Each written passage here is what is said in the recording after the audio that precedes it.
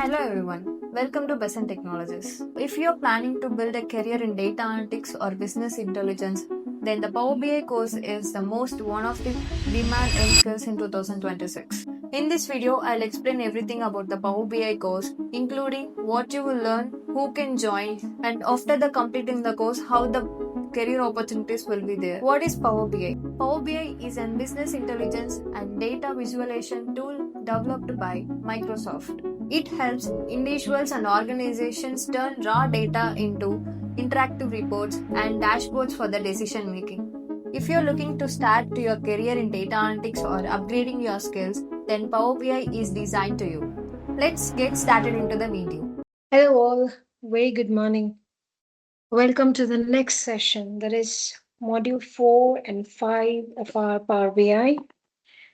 In Module 4, we are going to learn all about data modeling, and in 5 includes our DAX, as in data analysis expressions. So let's just get started. First, let's see the data for the same. Okay, I have got 3 tables over here, 3 data sets, as you can see.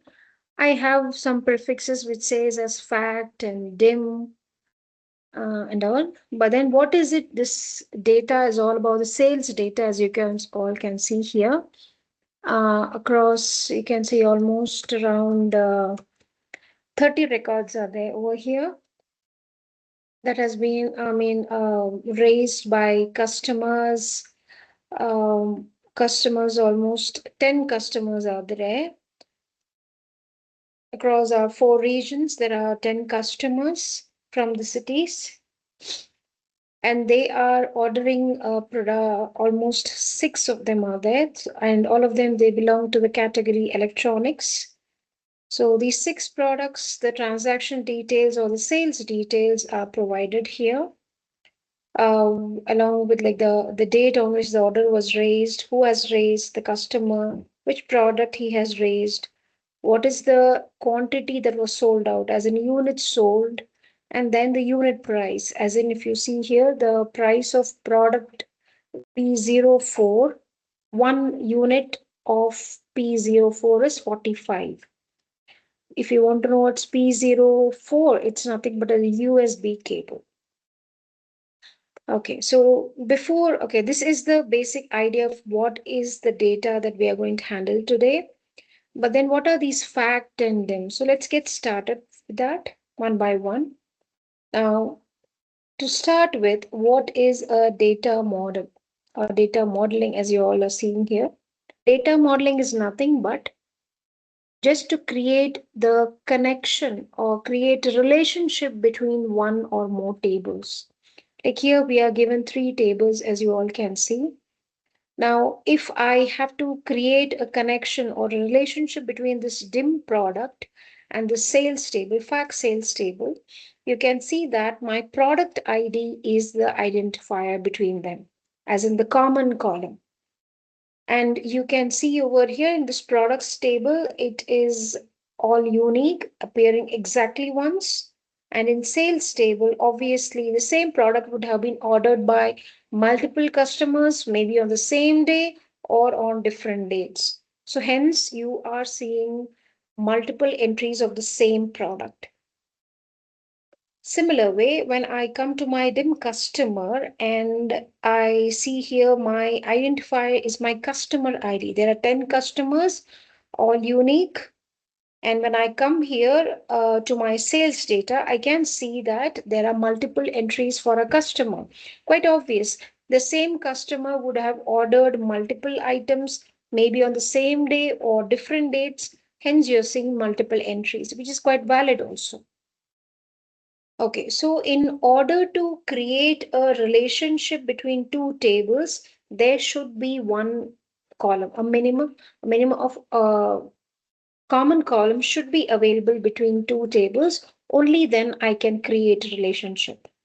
And once here there are 3 tables. So if I connect all the 3 tables together, your fact with your product and your fact with your customer, fact sales table with your dim customer, What are the end result? The end product is what is your data modeling. That's what you have achieved.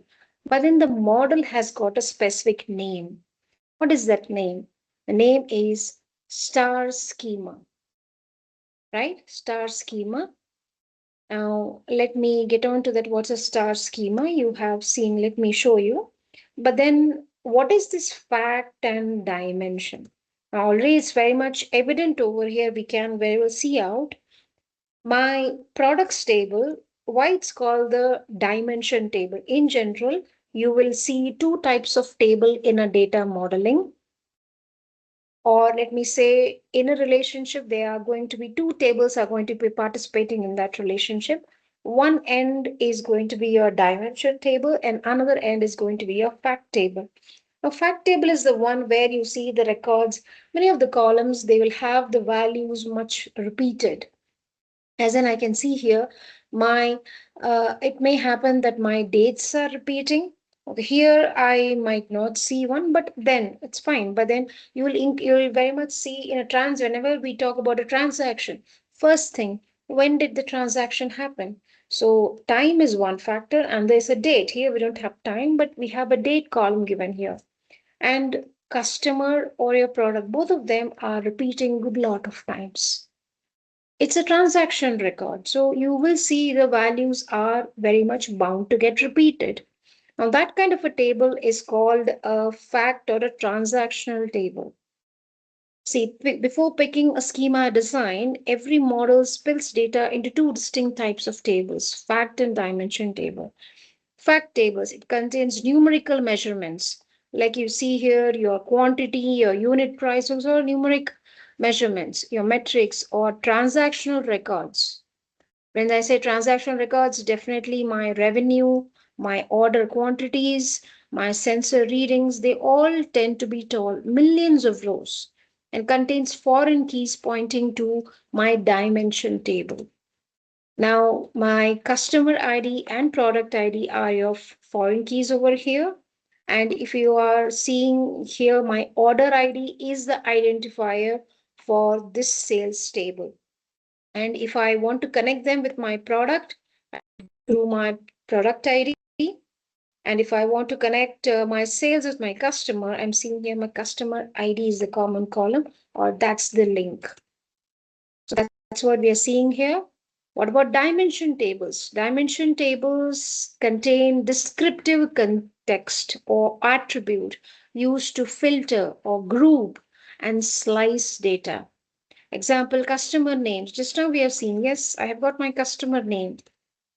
Then product categories, we had our category as your electronics, your subcategory as your computers, accessories, audio, display. Store locations, yes, in my customer, I've got my location, my region is available, all four regions are given. So they tend to be wide with fewer and distinct rows. We need to note this point, distinct. And in order to identify a table as a dimension, the most important thing that should be borne in mind is it should have a primary key column. And when I'm saying primary key column, these are the ID of the column should have values which are unique, as in which are not repeating. As a row also, I see it's not repeating. These four combination of the four values, though, those also won't get repeated. So all the rows in my dimension table will be unique, no repetition. But when I see here my whether it's my customer ID or your product ID, they are very much repeating. Now, repeating doesn't mean the record is irrelevant. Very much it's relevant. Or maybe on the same day, multiple customers have ordered the same product. Or maybe on different dates, the same customer has ordered multiple products. Either ways, I am going to get my order, my records or values are going to get repeated because these are nothing but transactional records. Okay, and here we are fortunate enough to have an ID for our fact sales table or your sales table. It many of the times my say the fact table may or may not have a identifier, as in may or may not have a key column, as a identifier column. If it doesn't have, we have ways to find out how many orders were raised. If we have one, we are going to utilize it to count how many orders were raised during the whole tenure that we are really evaluating. Okay, so that's your fact and dimensional. Dimensional, no repetition, unique or distinct values. Let me say, I'll be more precise with the unique. Okay, and fact, you're going to see repetitions as in transactional records. You may refer to a fact table as a transactional table also. Okay, so that's what is even given here as an example. Now, I told you two options, like when we are going to build in our data model, the end result, the one which we achieve by creating a relationship between three tables, as in for with our, I'm talking about the example that we are referring here. Now, these three tables, when they are connected, you will see the final end product is a star schema. Now, star schema, you are going to see that my fact table is going to be in the center and the dimension tables ought to be onto the corners of the star. Now, let me build one and show instead of rather than talking. Let me do that for you all. I've opened our Power BI application. I'll get connected to that Excel workbook that I just showed you.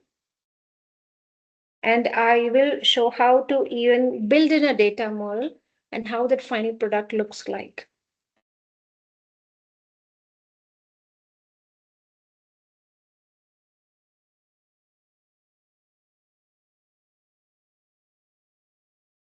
Okay. Um, yeah, that's my data.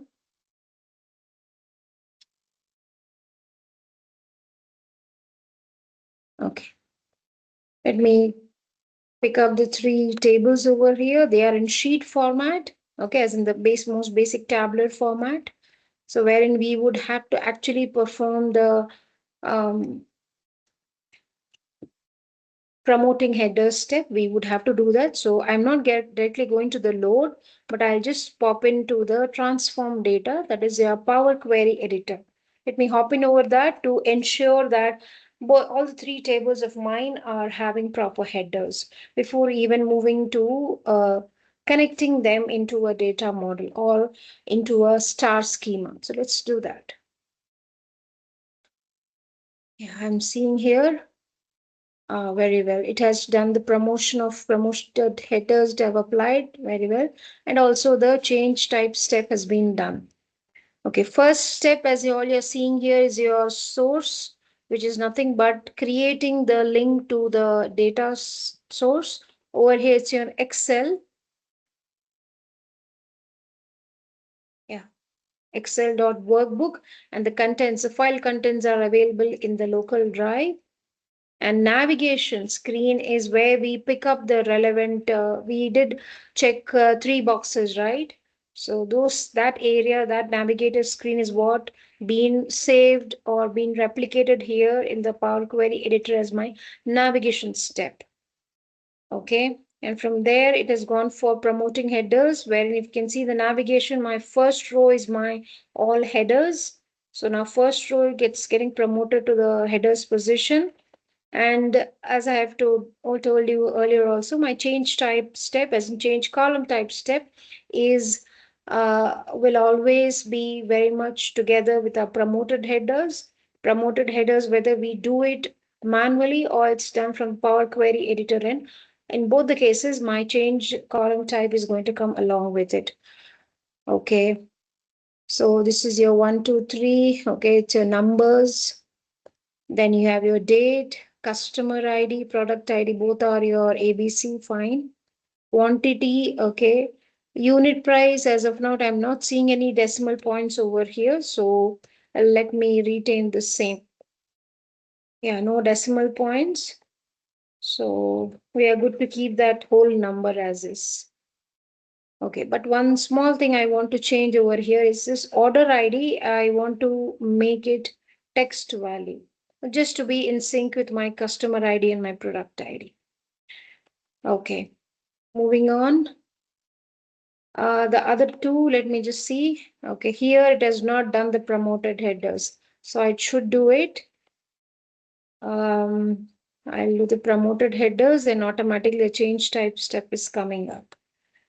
Yes, and all are your text values only. So all good. What about here?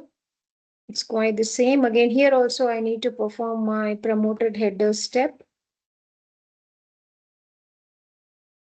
And my change type is going to come along with it.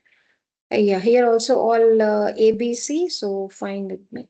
So all three are now fine, and this is the convention, the naming convention of the fact table or your dimension table.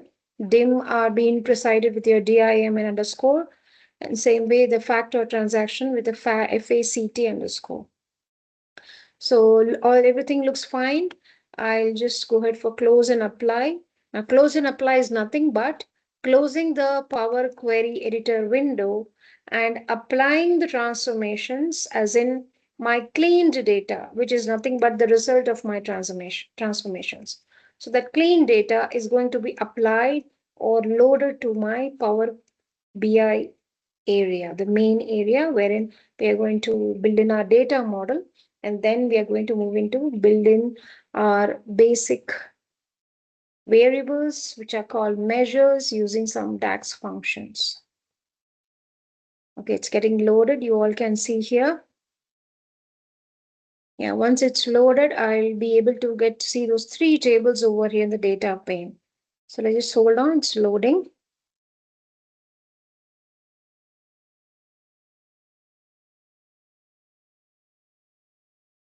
Yeah, I can see the three tables over here. All good. Yes. Now, this is my canvas view. We all know that. That's nothing but a report view. Now, table view is the place where I can view my data. You can see here all the three tables. I can view the data that each table is really containing. Okay, I can see that. And next comes your model view where I need to build in my data model. That's it, as in my star schema. Now, in Star Schema, I just referred to some time back that my fact table is going to be at the center and my dimension table onto the corners of the star. Now, the end product it resembles very much like a star, hence the name Star Schema. Now, not every time I'm going to get exactly 5 corners of my star. Okay, as in exact 5 dimension tables. It's not possible. We may get lesser or we may get more than that also. So in either of the cases, whether it's exactly 5 dimension tables, which kind of fulfills my star look, which how many ever dimension tables I'm provided with, I am going to be just building my star schema with main thing in with my fact table or my transactional table in the center and my dimensions onto the corners of the star. Now you can see here that the relationship has already been built. Now the main reason why I see that it's already been built, it's due to a default setting in Power BI, which says that auto detect the relationships. Nothing but it will just check out for the same column names from the tables. Like you can see here, product ID and product ID is connect. The product ID column is connecting my DIM products and fact sales. Similarly, my customer ID is connecting the two tables, which is your sales and customer. Now, if okay, here the customer names have been just exactly matching, it had gone for the detection and has built in my model. But if it is not the case, it has not been built, means I'll show you how to do that. Just select that link, then click on delete. Okay, delete key from your keyboard. It says just it's going to delete it. Just say yes. And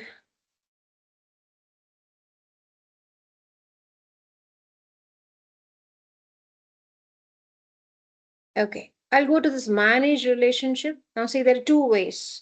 Easiest way, if you ask me, since I am aware that my customer ID is the common column between the two tables, I'll just use my mouse to do a drag and drop. Drag the customer ID from here, drop it on the customer ID from fact. Now, the column on which you drop, be sure you're dropping onto the exact column, or you are not dropping it onto some other column which will just make that whole relationship go for a bizarre. Don't do that. If you have missed out there, I can say that in the dialog box over here, which is for the new relationship, you can just correct it, bring up the same customers, the common column, select the both of them, and you can just say save. But even before doing that, you can see there are two options, two things that have been very much told here. One is your cardinality, and this says a cross filter direction. What are those? You can see there are four of them. Currently, it's showing me one too many. Like in my dim customer, my customer ID, there are 10 customer IDs. They are not repeating, they're all unique, exactly appearing once. But in my the same customer ID column, in my fact table, the customer ID values are repeating. So I can say here that for one value of my customer ID in my dim customer table, I am going to find multiple entries in my fact sales table. That's what is being indicated by one too many. From dimension to my fact, for one value in the dimension table, I am going to find multiple values or many values in my fact table. That's what is again saying, that's what is being denoted by this one to many, numeral one, colon, star. Star is for many. Now, there is one more over here which says as many to one. Now, many to one is exactly the same like my one to many, just that the way when we flip a coin, when we toss a coin, we get to see two results, as in my head or tail. But both my head and tail are the two sides of the same coin. So similarly, my one to many is when I look at the relationship from my dimension end. I look from dimension to my fact, I get to see my one to many. The same thing when I reverse the plate, I just reverse the direction of my looking.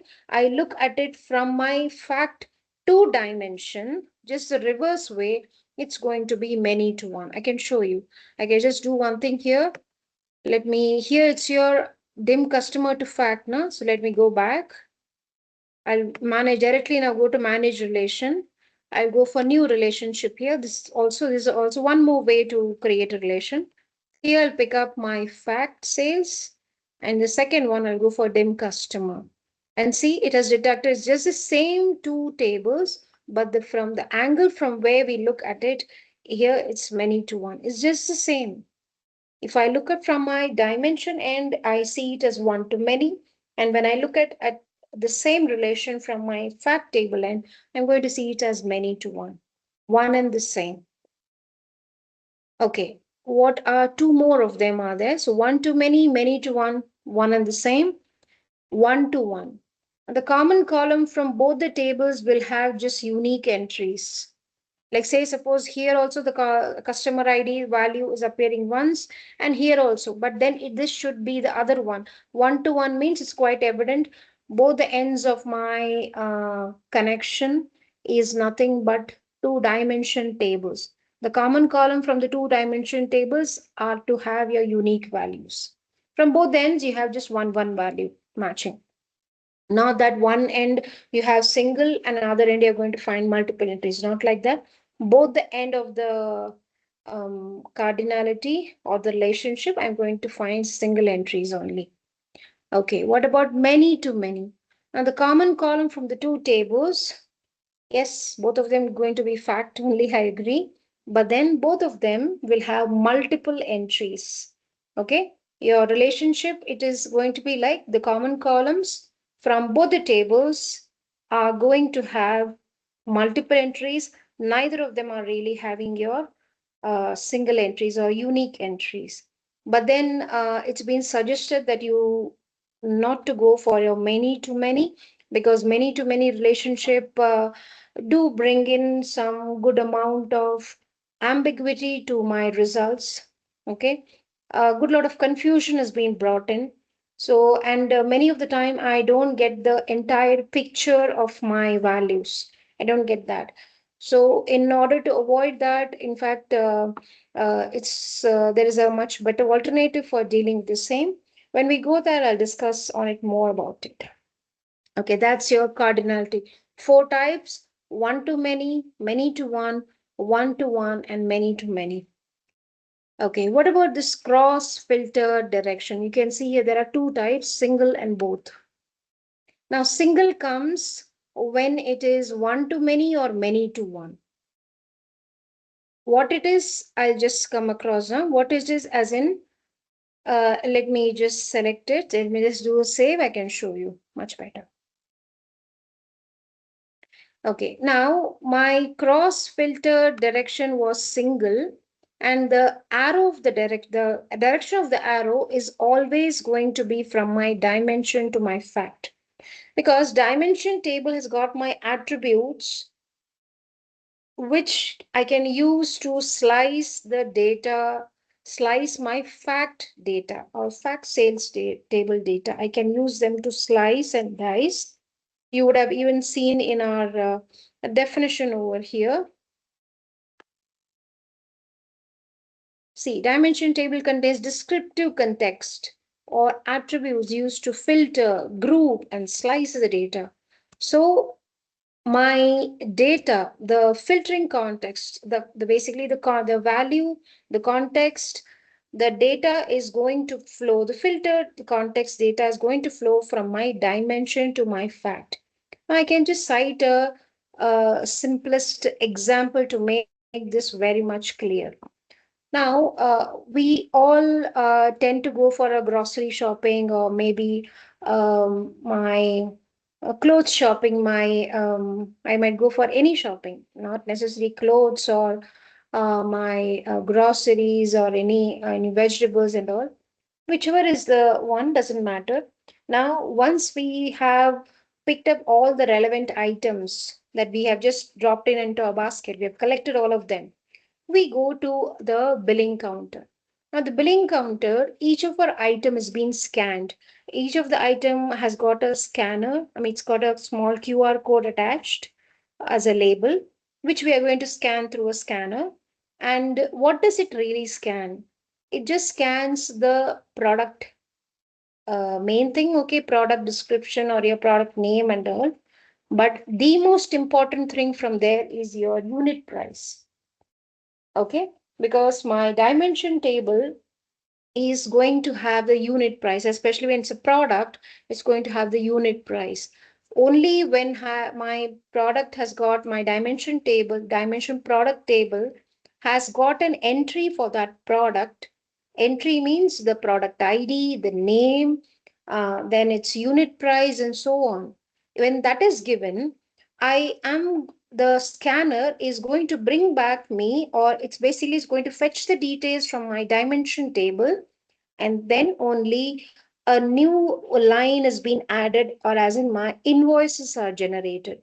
Because I'm just telling you, for a single product or single item that you have bought in onto your basket, when each of this scanner, like each of this using the scanner, each of the product is being scanned, so unit price for each of them is pulled in from the dimension table, and then based on the amount, that is the quantity that we have added up to a basket, the quantity into unit price, that goes into the total value of one product, that one order line in my invoice. Now, each of that invoice values, that each of the order line, the value is going to be added up in the fine the end, and we are going to get the total invoice value, or the total, I'll say sales value or invoice value.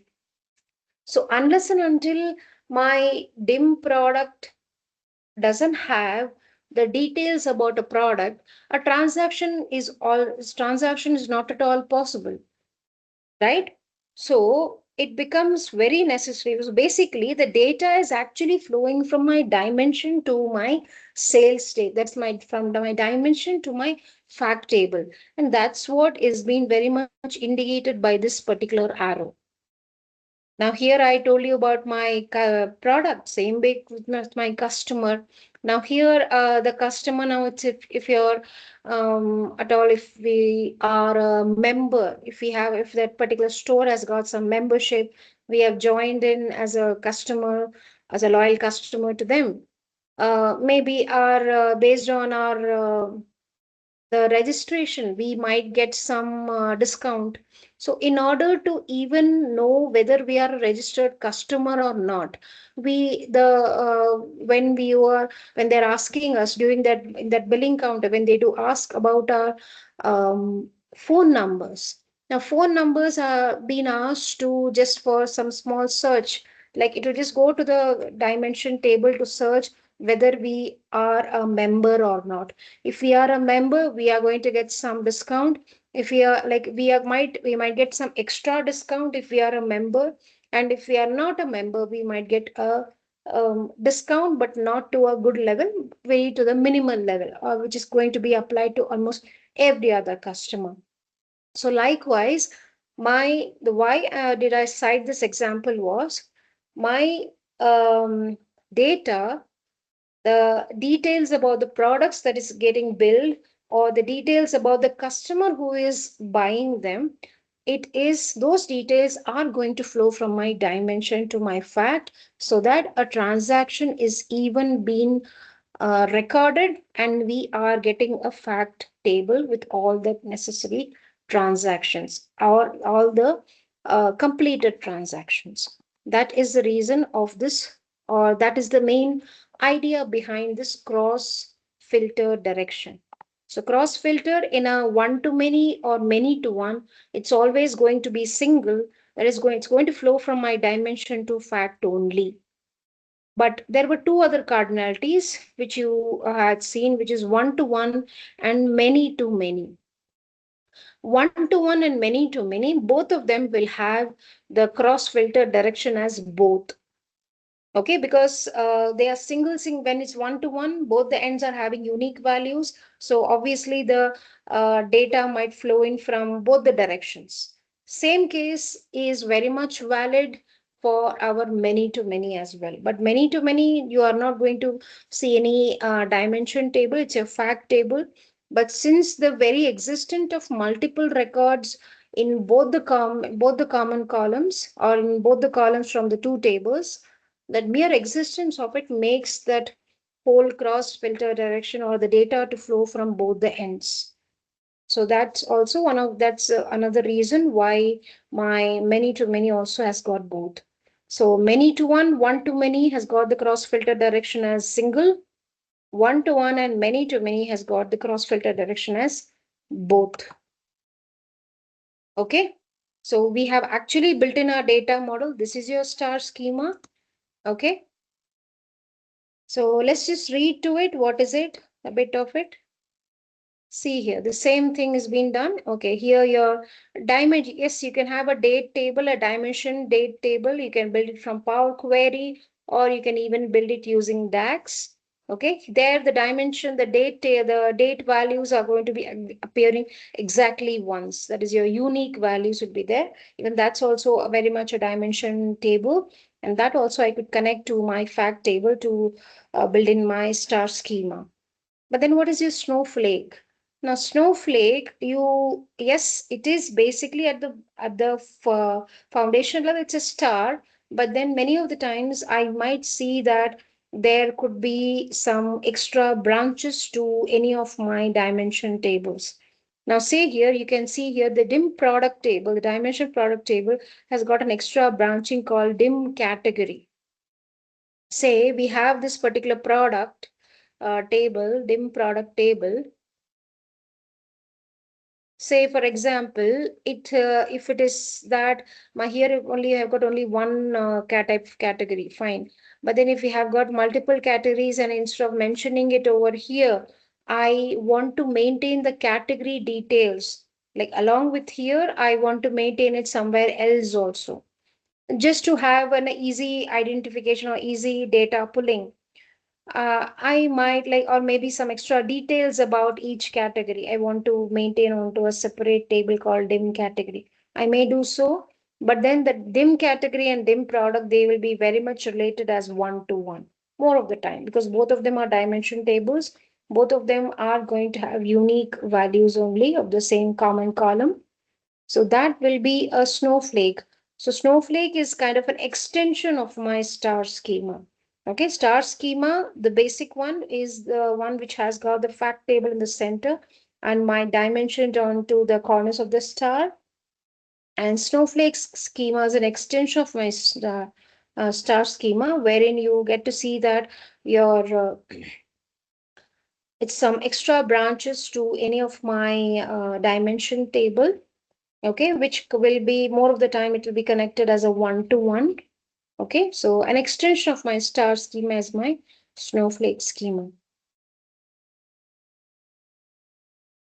Yeah, so in a star schema, the center fact table is connected directly to a denormalized dimension table.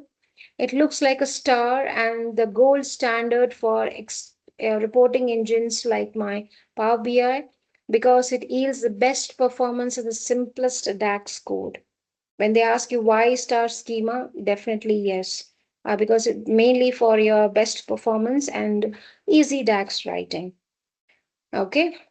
Now, snowflake schema, dimension tables are normalized into sub-dimensions. That's what I say, to reduce your redundant text data. Dimensions connect to other dimensions before reaching the center fact table. And the rule of thumb is stick to star schema whenever possible for analytical performance, unless database storage constraints strictly require the normalization. Normalization is something you put everything onto the same place.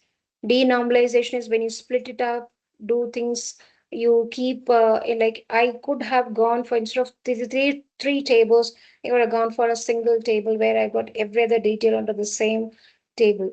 But that never is going to yield me, in many ways, it's not going to yield me the analytical performance, basic performance of the reports are not going to be there, because it becomes very necessary to split them up and then to build in your star schema, you build in your data model so that you can really get the best performance, best results, and easier even for writing DAX also, it's much more easier.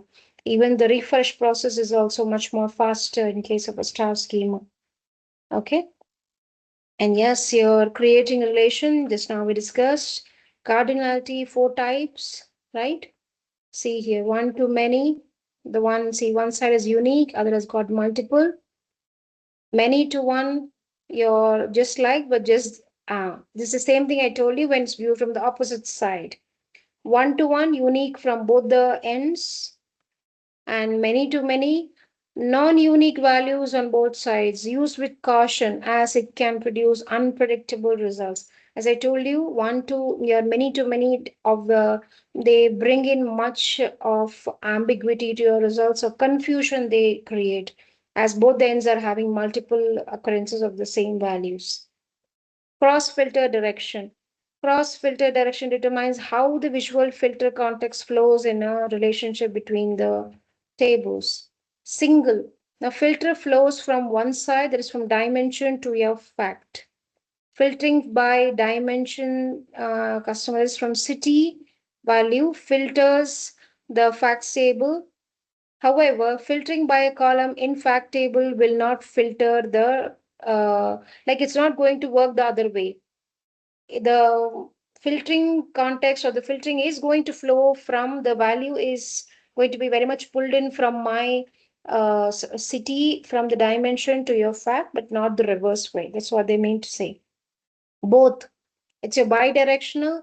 The filter flows in both direction across the relationship.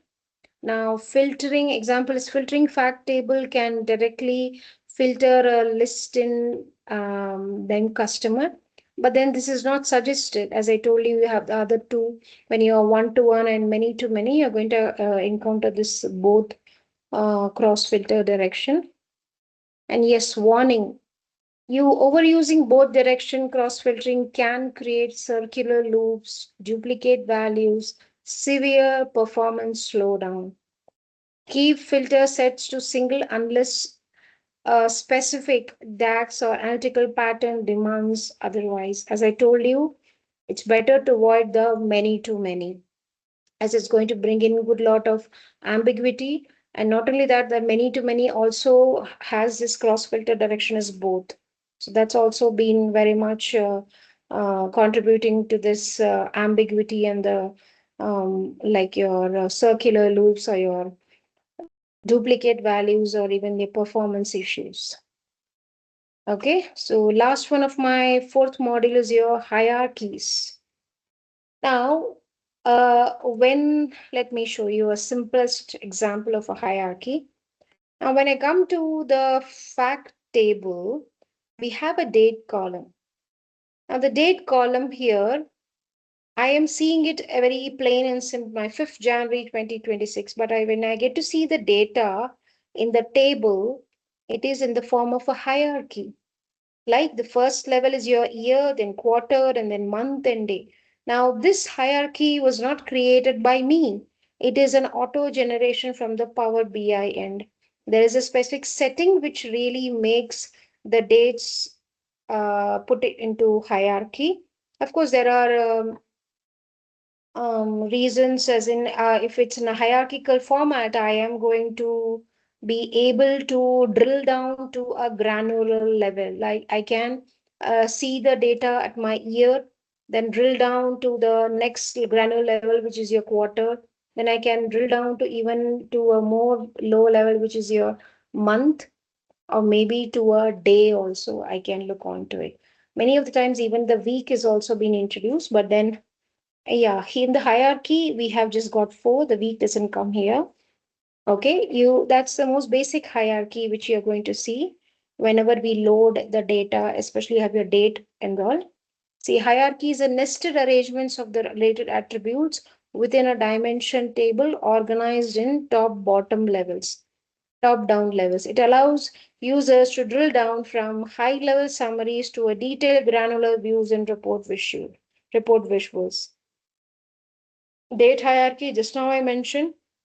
Now, apart from this, you could create a hierarchy also. Like we have just got our region and city. But then here, see, if you have got a country, state, city, and store name, I could create hierarchy of all, create with using all the four. I can create just to drill down at a granular level. My hierarchy are going to be very much useful. Okay. Now, since we have loaded this, uh, we did that promoted headers, my Power Query, and the basic, yeah, all the three were requiring the promoted headers step only. So once that was done, we loaded the data to my Power BI, wherein I built in the data modeling, and we got to know the cardinalities or your cross filter direction and how to even build in a relationship. So after our data model is ready, the obvious first thing is to use a DAX, as in data analysis expression. So why DAX? Now let me read it here. I'll also explain. A DAX is a formula and expression language used in Power BI, analysis services, and Power Pivot in Excel. Now think of it as an Excel formula on steroids. It's designed specifically for working with relational data models and dynamic aggregations across connected tables. Now, into a most layman language, if I want to say. Now, I am seeing the transactional data over here, but do I get to see, or do I have, if I'm being asked a simplest question, what is the total revenue generated? I've got 30 transactions here. You can see here there are 30 rows, as in 30 transactions. So over these 30 transactions, what is the total revenue generated? What am I going to say? What's going to be my value? Now, in order to do that, especially in the Power BI area, I'm going to use DAX. It's a DAX is a language, just like my Power Query has got my M language, my Power BI area has got my DAX language, data analysis expressions. Okay, and using DAX, we can create two things as of now. First is a measure. Measure is a variable. Like I just told you, What's the total revenue? It's a variable, which we have to calculate, which we are going to calculate, and which is going to tell me what is the total revenue over this 30 transactions. Yeah, so that's the most basic one. And many of the time now, it could be that I'm going to build in my variables, as in my measures, from scratch, as in from the table itself. Okay, I might be, yes, I might be, like I'm saying, 30 transactions. I would just count the number of orders that were raised, or number of transactions that were really completed. I could just count this order ID column. I could do that. And I would have to, but then here I cannot directly use the unit price. I would have to multiply it with my quantity, and then the result is going to be added up. That's what is going to give me my total revenue. That's what is a measure, something customized, something that's not given to me readily, something that I have to tailor it out. Okay, tailored calculations. Of course, the first few ones are going to be built from scratch, and based on that, the total revenue that we're going to get, I can really find out. Say we have got 4 regions, right? The customers we are seeing there across 4 regions. I can find out my regional revenue as well. That would be based on the total revenue that I have, I would build from scratch. So something on top of it. Okay, that's also measured. Why, and why it's calling, I mean, why I'm saying is it's a tailored means my revenue based, like maybe revenue for the south, or revenue for east or west, or maybe for north, any one also I pick up, that I am going to tailor it out based on the total revenue, something which is not given to me ready made, something that I have to calculate using my DAX expressions. We are going to see them. But for today, the scope is to show you the basic measures, okay, the basic DAX only. And along with DAX, you will have one more thing called your calculated columns. Now, just now I did talk about, I have to multiply this quantity into unit price to say for here, this order ID 1001. If I have to know what was the total sales value or the revenue value for this particular order, means P01 has been 2 units of P01 was ordered, and each unit is costing 1200. So 2 units is 2400 is your amount, or the price that's being generated, or that is the price that is set up for my 2 units of P01. Likewise, I need to multiply these 2 columns. And I'm saying I'm going to multiply, there's going to be a third column. That's a column that I can add over here. Let me do that for you all. I can see in the fact sales, there's this 3 dots, which shows me as more options. Just click them. You will get to see a column. I'll click on the new column, and you will be able to write DAX here. This formula bar is just opened up for me. It says column. Na? I'm just using Control plus plus to zoom it. I'm going to name it as revenue. That's equal to quantity, that column. And in DAX, the column name is being enclosed within square brackets, and this column name is preceded by the table name as well. Okay, that into my unit price. Same way, unit price from my fact table. If I hit enter, I am going to see the revenue per order, which is nothing but the product of these 2 columns.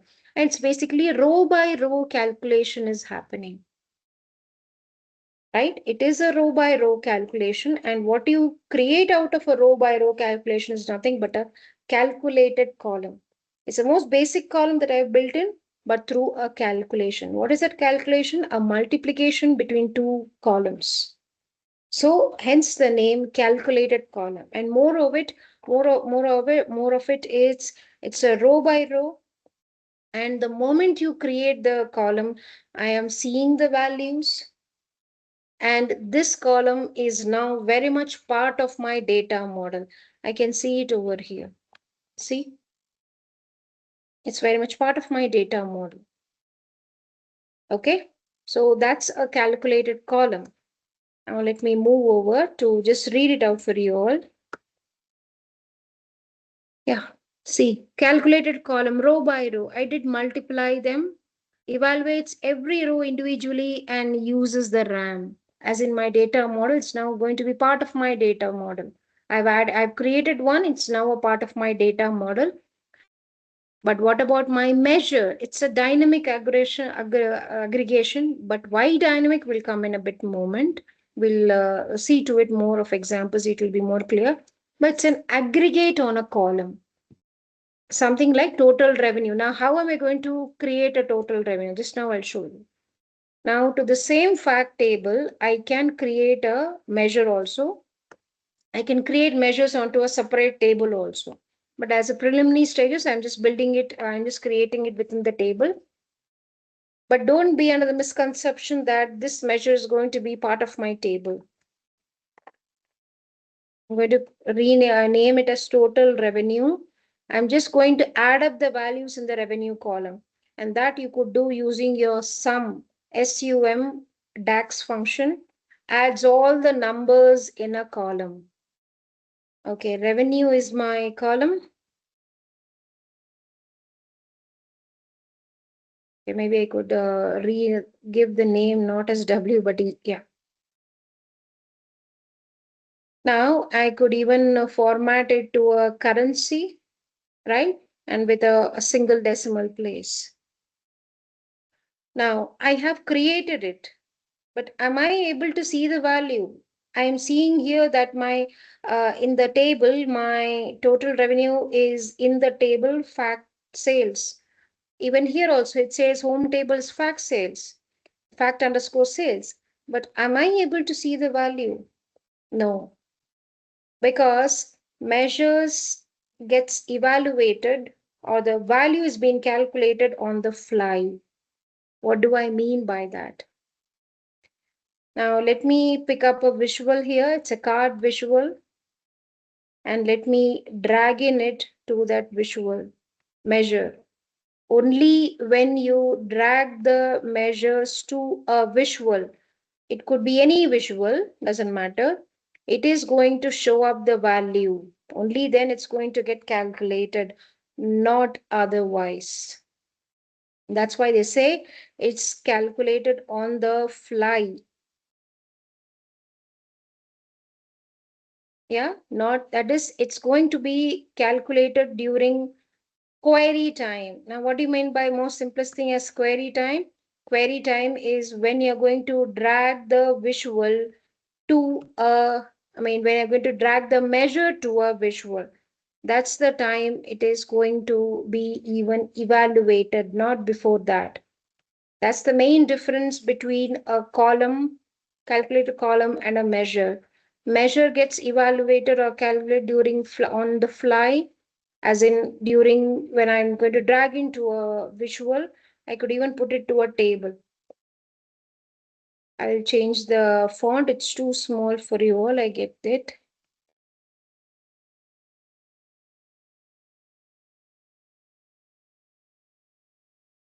Okay. And why did I say dynamic? Just see here now, when we dragged in, the total revenue has been shown up to me. Now we have our category from our DIM product. Let me drag it over here. Of course, we have got only one category. Maybe it's just showing me one line. But let me move my subcategory. There are 3 or 4 subcategories if I'm not wrong. 4 of them. The moment you move in the subcategory, it's a dimension. My total revenue is getting filtered based on this dimension. That overall value is still the same, but individual subcategory wise, my total revenue, that breaking, that filtering is also being shown. This is called the natural filtering context, which is very much default to my Power BI. Now, say suppose I could see the revenue per subcategory. I want to change it and then bring in my region. Now it shows me region-wise revenue. Now, this is the reason, this is the main reason, like whichever dimension that you are going to move in along with my revenue here, measure here, the measure is going to get filtered based on the dimension that we are adding. When we did add a subcategory, it got filtered based on my subcategory. When I'm adding my, when I remove that and I am adding my region, it's getting filtered based on the region. So that's called filtering, as in the natural filtering available. And that's the reason, that mere reason, this is the mere reason for it being dynamic. My calculator column, I cannot do so like that. Okay. And moreover, my revenue as my measure, it's not part of my data model.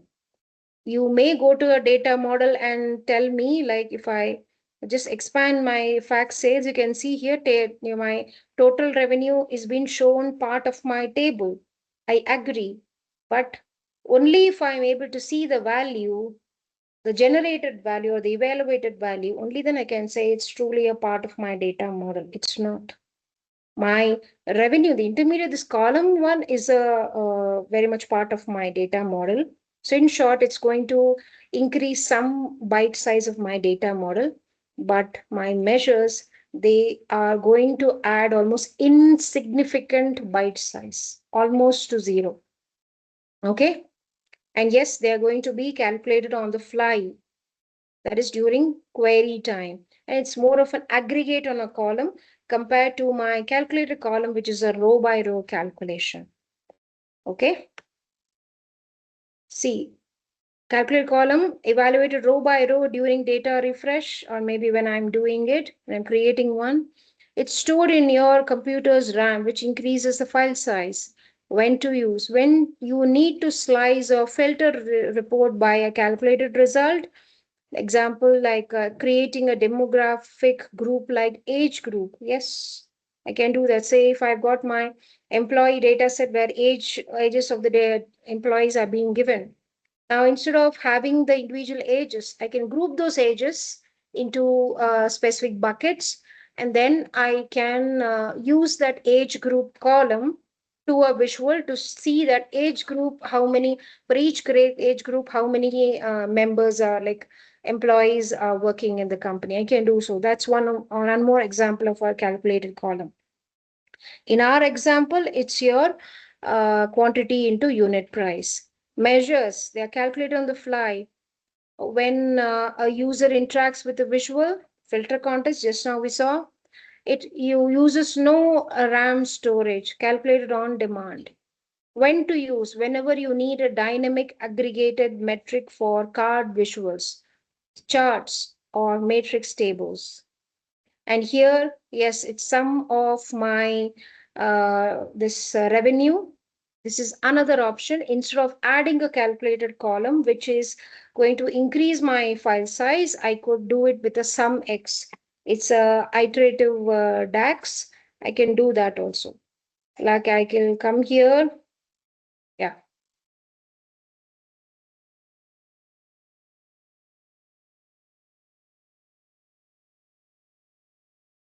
I'll just give it a name like total underscore revenue. Sum x, sum based on an expression, returns the sum of an expression evaluated for each row for each row in a table.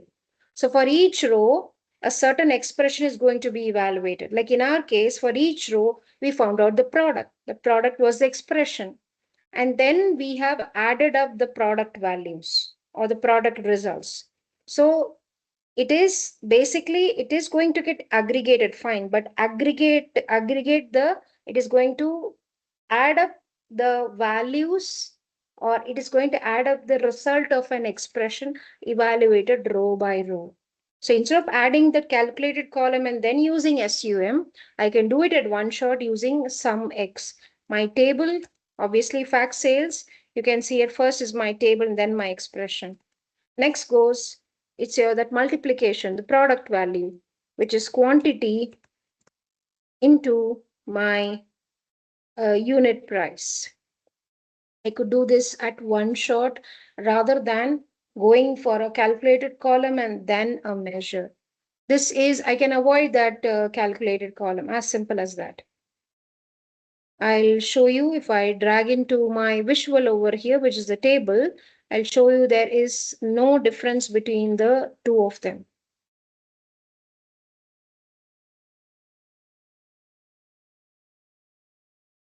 See here, no difference in the value.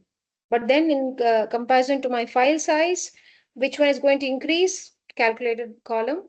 But if I use it without using calculated column, I can do it at one shot, much more better, because it's not going to occupy any space in my data model, my the measures. Okay, moving on. SUM also I did show you, see, basic aggregated functions, SUM. I've just shown you now, SUM.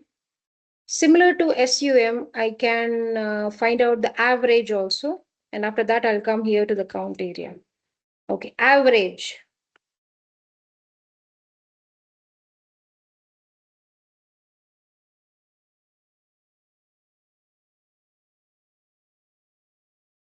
Let me put it as AVG, AVG revenue. Average, my revenue, which we did create, okay, as a column, I could use that. Now here also, instead of doing this, I could use an average X, the column name. I mean, first is a table name fact sales, and then the average will be that multiplication. Basically, that result value, we want to find the average. We will have for like 30 result values will be there for the multiplication expression. So those values I want to find the average. You could do it using average X also. Instead of like putting the average on my revenue, I could use an average X. Similar to my sum X, I can do that. Okay, let me move in. Maybe I'll move in the value. We can see over here. That's the average value. I also put that as currency with a single decimal. Yeah, so that's overall average. And I can see here the West is being the highest. Even the sum wise, also the top revenue from the West side is more. Its West is the top. Okay, then you have your count. Okay, count A, count rows. Count, very basic. It's going to count numerical values in a column. Count A, it's going to count non-blank values. Maybe I could use text, numbers, dates, any of them. All the non-blank values are to be counted, means I'm going to use count A. But what about count rows? Count the number of rows in a table, best practice for order or transaction counts. Now, onto our fact table, we have our order ID. Now, order ID is all unique over here. Okay, none of them are repeating. So if I'm being asked a question as to how many transactions are there here, as in how many rows are there here, 30 rows, I could approach this question two ways. One is when I have an identifier, which I'm having it here as order ID, and it's also unique. Okay, let me say total orders. One way is this count. When you are very much aware, you're 100% sure that the identifier, all of them are unique, none of them is repeating, go ahead for count, or else go ahead for your distinct count. It will just count the distinct values. Okay, so I'll just put here order ID. It's a text column. Order ID is a text column. And for text columns or text values, the basic aggregation is count. Just like my SUM is the default aggregation for numbers. Okay. Now, if I drag in, where is my,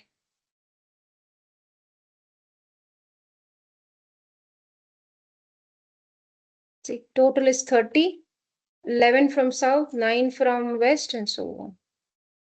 The same thing I could achieve using count rows as well. Now, count rows, as in also you can use even if you don't have, if you have an identifier, if you don't have an identifier, either of these cases, my count rows is definitely the best. Okay. But at times, if you feel that you haven't identified, why not go for count? Just like as I showed, you can do that. Or as otherwise, I can always go for count rows. It's just going to count the number of rows in a table. As simple as that. See, I can just put my fact table here. If I drag into this visual, same thing I'm going to get.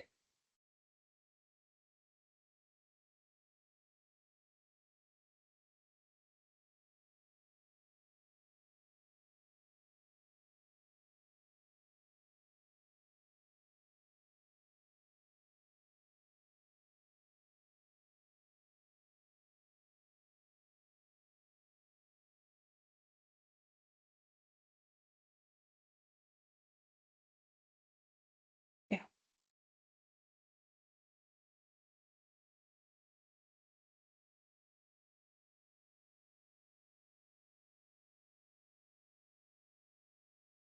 See, one and the same.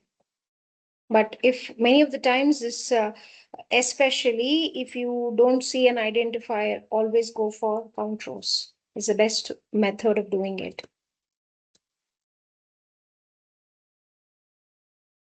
Okay, it's the best practice for order or transaction counts. Average we have just seen here, and just a quick reference summary for all of you. What's the difference between a calculated column and a measure? Calculated column evaluation is row context. My measure is filter context. We just saw it's getting filtered based on the dimension that's been moved into the visual. Consumes memory or RAM. Calculated column, yes, it persisted in the model, and measure is no, it's calculated dynamically. An ideal use case for my calculated column is slices, axis labels, row categories. Measures, chart value, KPI, cards and tools. Tooltips, sorry.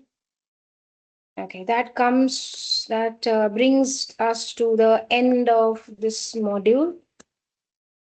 Do keep practicing and happy learning until I meet you in the next module. Thank you. Thanks for watching. To know more about the course, check into the below description.